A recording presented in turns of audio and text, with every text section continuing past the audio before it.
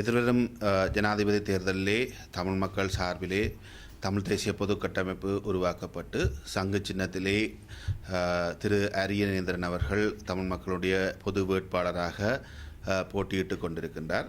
இந்த சந்தர்ப்பத்திலே ஏன் நாங்கள் திரு அரியநேந்திரன் அவர்களுடைய சங்கு சின்னத்துக்கு வாக்களிக்க வேண்டும் என்று பலரும் கேள்விகள் கேட்கின்றார்கள். உண்மையிலே இந்த இடத்திலே நாங்கள் ஒரு விடயத்தை பார்க்க வேண்டும். கடந்த பல ஆண்டுகளாக தமிழ் மக்கள் தென்னிலங்கையைச் சேர்ந்த பிரதான வேட்பாளர்களுக்கு மாறி மாறி வாக்களித்திருக்கிறார்கள். அதிலே மைத்ரிபால சிறிசேன 2015ஆம் ஆண்டு தமிழ் மக்களுடைய வாக்குகளாலே வெற்றியையும் பெற்றிருக்கின்றார். நல்லாட்சி என்று சொல்லி 5 ஆண்டுகள் அவரும் ஆட்சியிலே இருந்திருக்கின்றார்.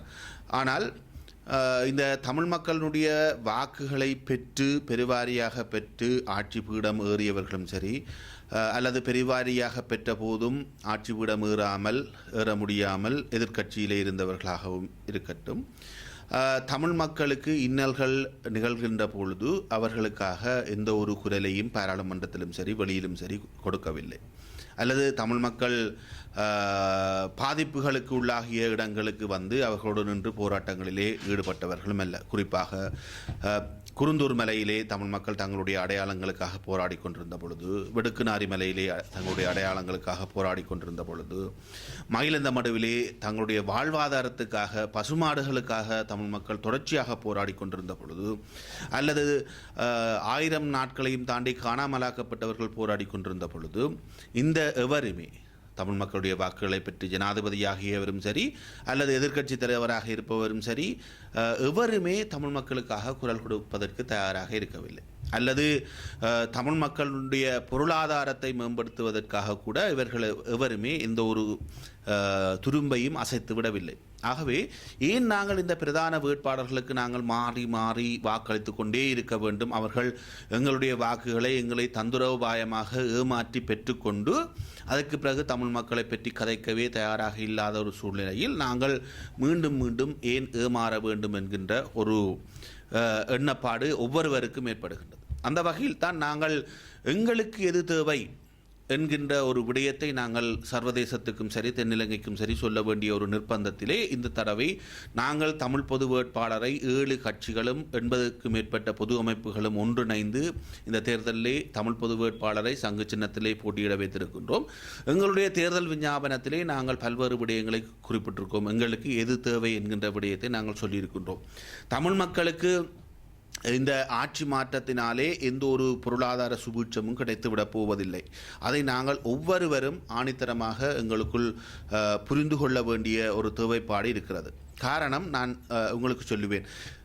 இந்த ஆட்சி மாற்றத்தால் ஏதேனும் பொருளாதார நன்மைகள் கிடைக்குமாக இருந்தால் அது வெறுமனே தென்னிலங்கைக்கான பொருளாதார மாற்றமாக அமையுமே தவிர தமிழ் மக்களுக்கான பொருளாதார சுபீட்சத்தை கொண்டு வரப்போவதில்லை. கடந்த பல ஆண்டுகளாக யுத்தம் முடிவடைந்து கிட்டத்தட்ட 15 ஆண்டுகள் கடந்துவிட்ட நிலையில் வடக்கு கிழக்கினுடைய அபிவிருத்திக்காக இந்த இலங்கையிலே மிகவும் யுத்தத்தாலே பாதிக்கப்பட்ட பிரதேசம் வடக்கு கிழக்கு. இந்த வடக்கு கிழக்கினுடைய அபிவிருத்திக்காக இவர்கள் என்னத்தை செய்தார்கள் என்கின்ற கேள்வி எங்கள் ஒவ்வொருவருக்கும் எழ வேண்டும். சரி, அவர்கள் இனவாத அடிப்படையிலே தமிழ் மக்களுக்கு தீர்வு தான் தரவில்லை என்று சொன்னால் பொருளாதார முன்னேற்றம் என தந்தார்கள் என்று நாங்கள் பார்க்க வேண்டும். ஆக குறைந்தது அவர்களோடு தமிழினத்தை காட்டி கொடுத்தவர்கள் அல்லது தமிழினத்துக்கு எதிராக செயற்பட்டவர் என்று சொல்லப்படுகின்ற பலர் அவர்களோடு அமைச்சு பதவியில் இருந்திருக்கிறார்கள். ஆனால் அந்த அமைச்சர்களுக்கு வெறுமனே ஒரு ஏமாற்றுகின்ற பேய்காட்டுகின்ற அமைச்சு பதவிகளை வழங்கினார்களே தவிர வடக்கு கிழக்கை அபிவிருத்தி செய்யக்கூடிய ஒரு காத்திரமான அதிகாரம் மிக்க அமைச்சு பதவிகளை கூட வழங்குவதற்கு இந்த தென்னிலங்கை ஆட்சியாளர்கள் ஒருபோதும் தயாராக இருக்கவில்லை. வடக்கிலே பலாலி விமான நிலையம் இருக்கிறது. அதிலிருந்து பலாலியிலிருந்து சென்னைக்கு போவதற்கு கூட விமானங்களை அனுமதிப்பதற்கு இவர்கள் தயாராக இல்லை.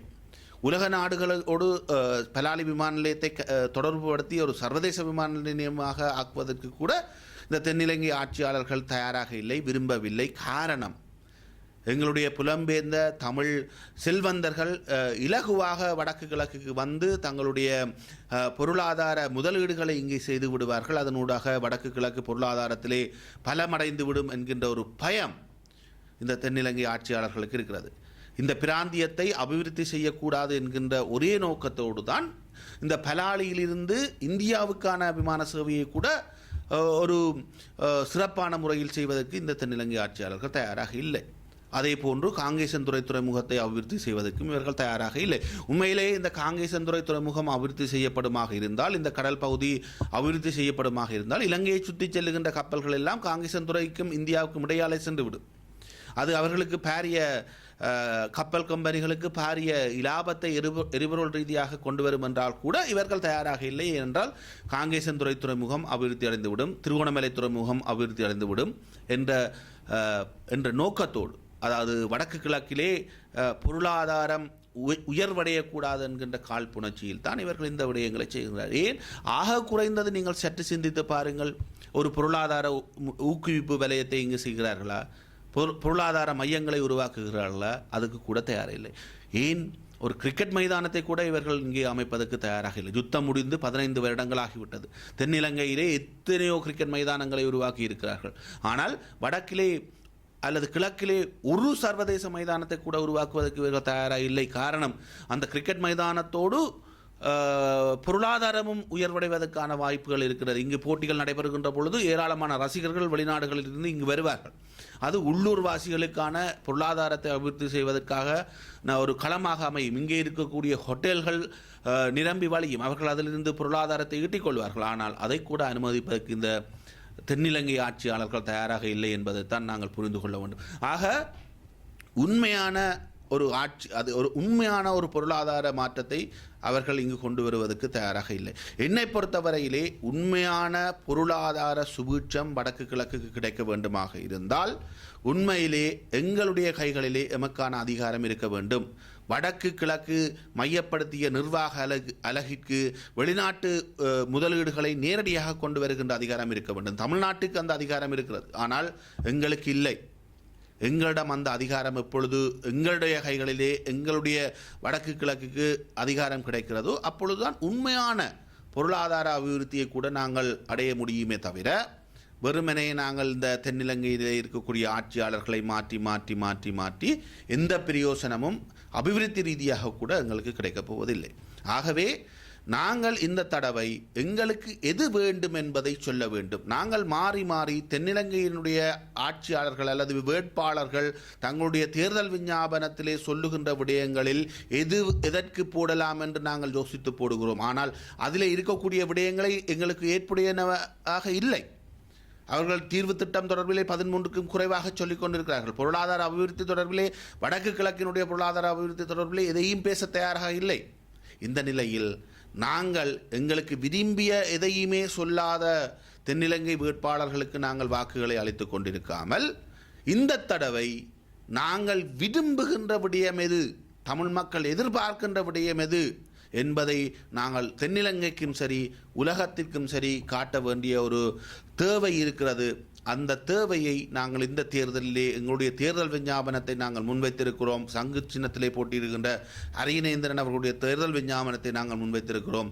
அந்த தேர்தல் விஞ்ஞாபனத்துக்கு வாக்களிக்க வேண்டியதன் ஊடாக நாங்கள் ஒரு காத்திரமான செய்தியை தமிழ் மக்கள் அனைவரும் இந்த தேர்தலிலே ஒன்று கூடி செய்ய வேண்டும் என்பது என்னுடைய ஒரு தாழ்மையான வேண்டுகோளாக இருக்கிறது.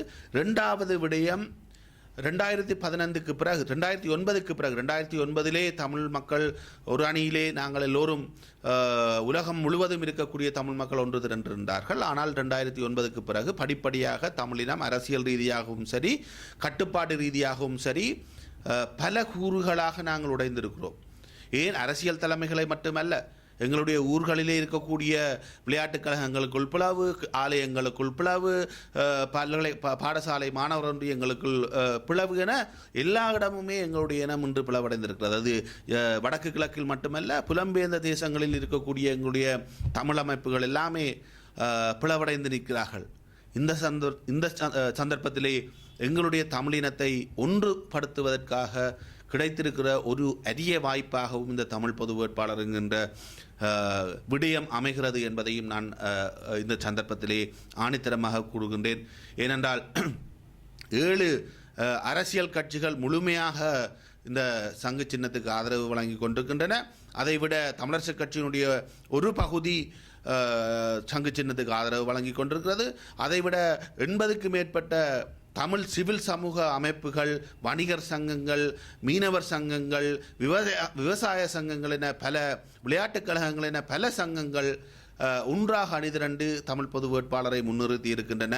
அவர்களுக்கான ஆதரவை வழங்கி கொண்டிருக்கின்றன.